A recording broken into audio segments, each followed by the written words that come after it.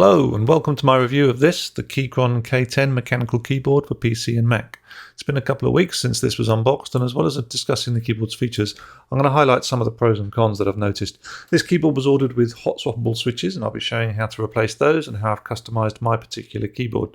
This isn't a sponsored video. I bought this keyboard myself. All thoughts and opinions are my own. Keyboards can be a personal and very subjective topic, but with that in mind, let's get into it.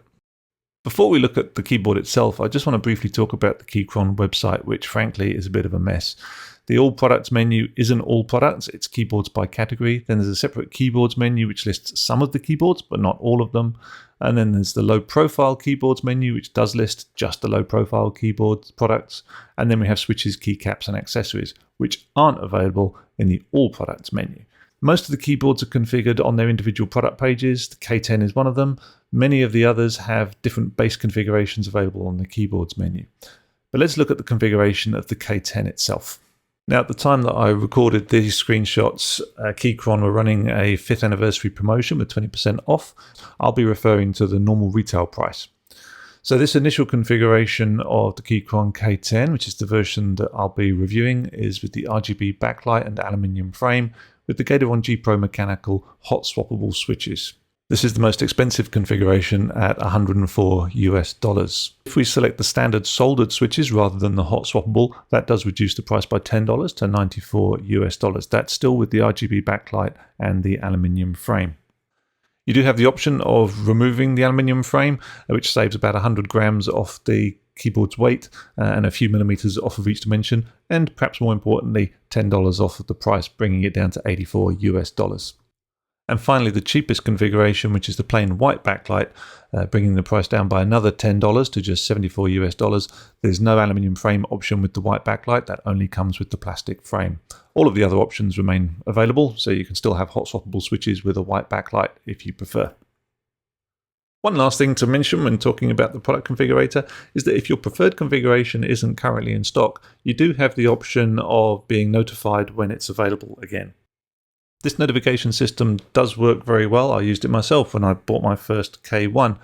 Keychron do seem to manufacture in small batches, however, and configurations can very quickly go out of stock again, so I would suggest you act quickly when you do get a notification. So whether you opt for the soldered or swappable switches, you can choose from red, blue or brown switch types. With the hot swappable switches, of course, once you have your keyboard, you can replace some or all of those switches as you see fit.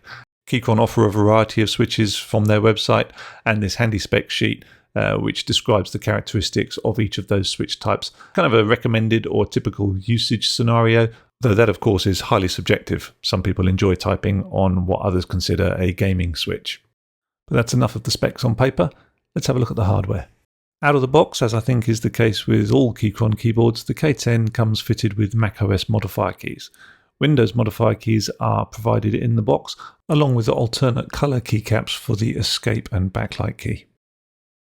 On the left end of the keyboard, you find the USB-C input for charging and cabled connection, as well as mode switches for Windows and Mac modes, and finally a 3-position switch for turning the keyboard off or switching between Bluetooth and cabled mode.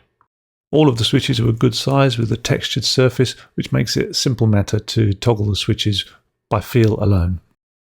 The base of the keyboard is a good quality ABS plastic with some nicely positioned rubber feet for use without the supporting leg rests. The leg rests themselves have a neat feature, which is a 2-position setting with an outer leg and an inner leg, which can be independently set. I found the keyboard most comfortable to use just resting on its rubber feet and not using the extended legs at all, as the keyboard chassis has quite a generous rake already. Thought it would be interesting to compare the K10 with the Das Keyboard Pro shown here on the left and its cousin, the K1 on the right, which is the low profile keyboard.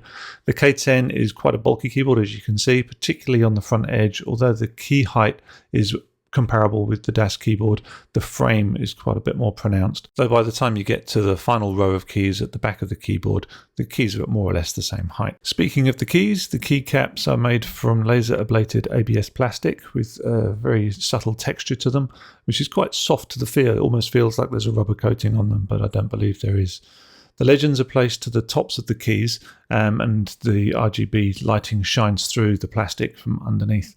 That positioning of the legend is important if you're considering replacement keys, as the light bundling for the RGB LED underneath the keycap is also positioned at the top. This is something that's clearly been taken into account in the positioning of the legends on the Enter and Plus keys. The importance of the position of the legends relative to the LED cluster underneath can be seen most clearly with the function keys here, with the F legends quite a lot lower brightness than the main media control legends. Other than that, the uniformity is quite good. Overall brightness is also excellent and provides good illumination even in a well-lit room. There's no software required to configure the RGB on the keyboard. Everything's handled through the dedicated key above the navigation cluster, which cycles through the 15 different RGB patterns. Many of these modes provide animations, some of which are triggered in response to key presses. And finally, some of those modes have color variations which are accessed using the function and left-right cursor keys. Brightness of the RGB backlight is controlled through the F5 and F6 keys, or function F5, function F6, if you're in Windows mode. This is all explained on the very simple instruction card included with the keyboard, including a keystroke that will turn on or off the auto sleep function. What's missing, however, is the battery life indicator shortcut, which consists of holding down the function and B. This is a fairly coarse-grained indicator, having only 3 levels, 0 to 30%, 30 to 70, and 70 to 100. On RGB models, this is indicated as red, blue, and green, respectively. On white backlight models, those same levels are indicated by the number of rows of keys that light up. The lack of a dedicated battery indicator is a curious oversight. The K1 has one, for example. The quoted maximum battery life on the RGB model is 72 hours. Curiously, it's slightly less on the white backlight model, so only 68 hours. In either case, that should be good for around a week of typical use, and plugging it into charge once a week should be easily incorporated into a routine. What's this thing like to type on? After a few minutes adjusting to the different height at the front edge and experimenting with the legs, I've found a comfortable position and found myself really enjoying the K10. This was my first keyboard with clicky switches, and I was surprised how much I enjoyed them. The sound was curiously satisfying and enjoyable to type on. Have a listen.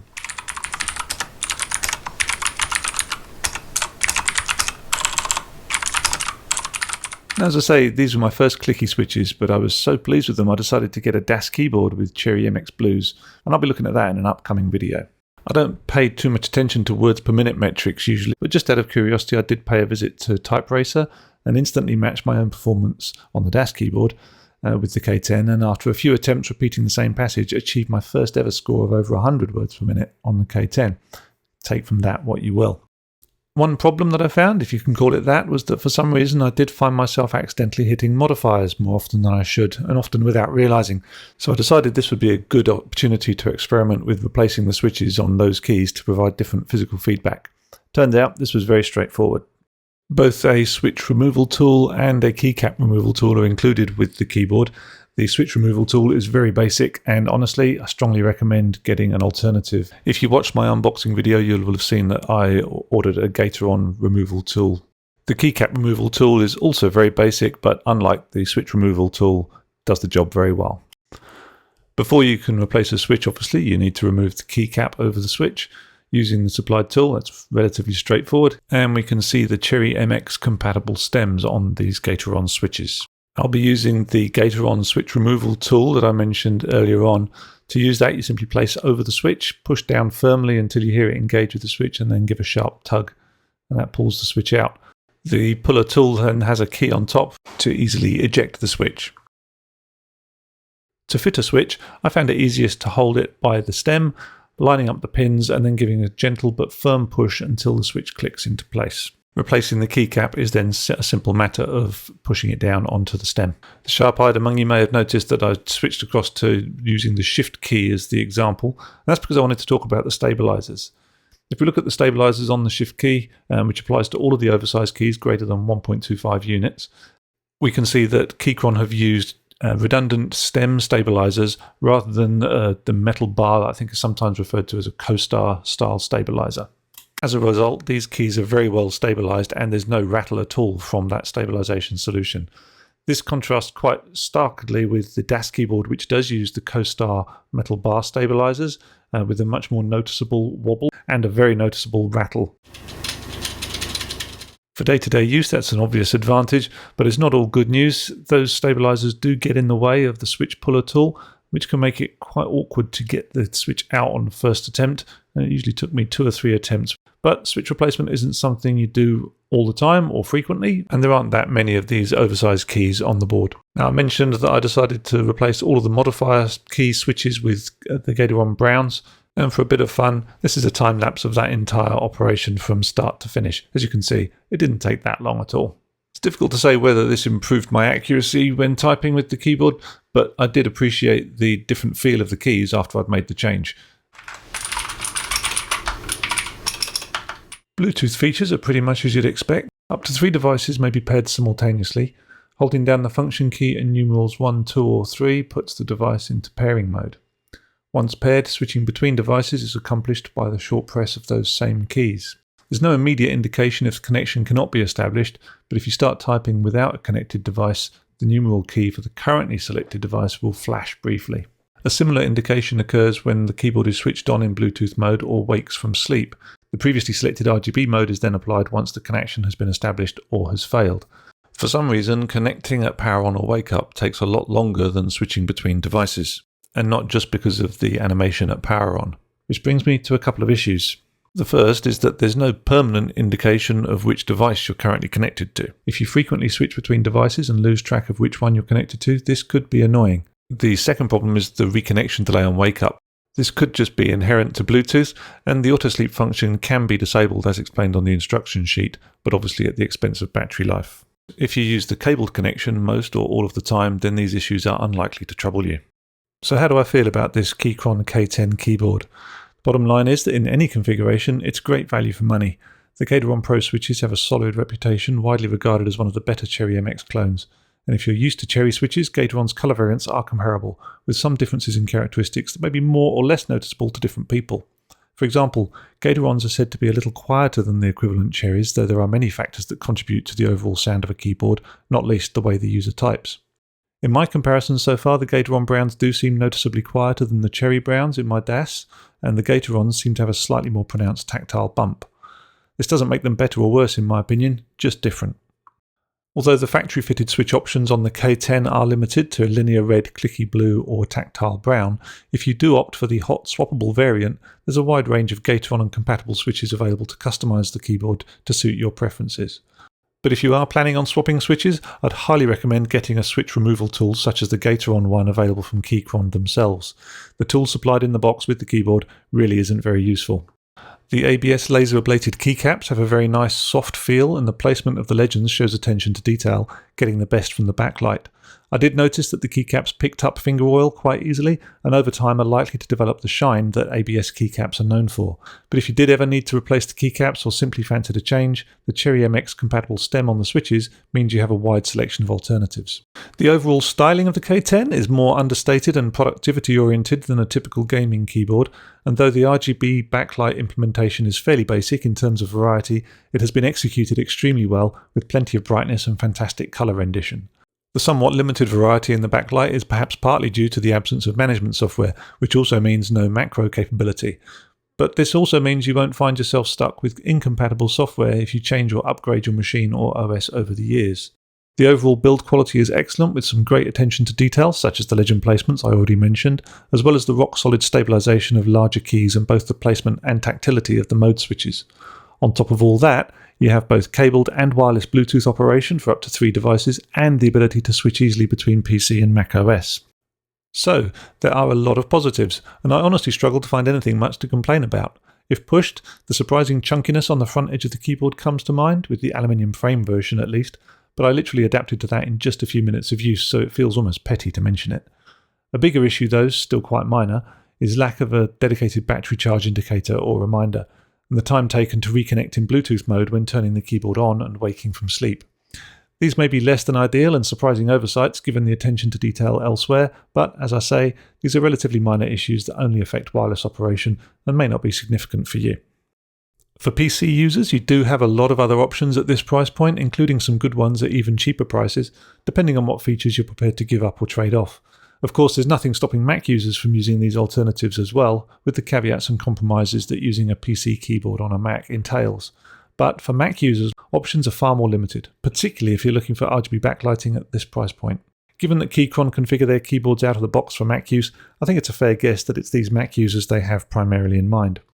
Whether you're a PC or a Mac user, if you like what you've seen in the K10 but would prefer a different form factor, check out Keychron's other products. They cover pretty much all the bases, including build your own kits if you want to go more hardcore with a custom build than just swapping switches. In a future video, I plan to take a closer look at one of Keychron's other products, the low-profile K1, the full-size version of which is now sold as the K5, and comparing that and the K10 with a couple of other Mac-centric mechanical keyboards. Hit subscribe to make sure you don't miss that.